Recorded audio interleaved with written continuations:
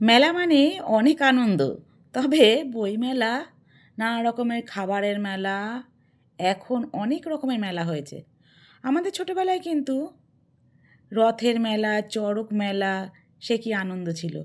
মেলার দিন বাড়ির বড়রা টাকা দিত।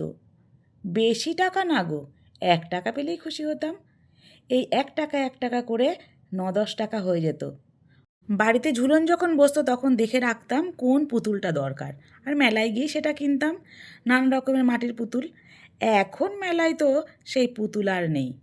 তবে আজকালকার বাচ্চারা মোবাইল নিয়ে এত ব্যস্ত, হয়তো সেই কারণেই সেগুলো দেখা যায় না। আমাদের এখানে কিন্তু 20 তারিখ থেকে 21 তারিখ পর্যন্ত এই মেলা হয়। বেশ জমজমাটি মেলা হয়, বেশ বড়লোকি মেলা। জিনিসপত্রের প্রচুর দাম, আর খাওয়া দাওয়ারও তেমনি দাম। আমরা কিন্তু মেলায় গিয়ে এই ভাপা পিঠেটাই খাই, কারণ আমি যে তৈরি করতে পারি না। মেলায় কিন্তু বেশি কেনাকাটা আমি করতে পারিনি, কারণ প্রচুর দাম। ওই যে বললাম, ওই যে অল্প পয়সায় কয়েকটা সংসারের জিনিস কিনে নিয়ে এসেছি। হরেক মাল 10 টাকা, এগুলো সবই 10 টাকায়। আর নিয়ে এসেছি আচার, যেহেতু আমার বরমশাই খেতে ভালোবাসে, সেই কারণে।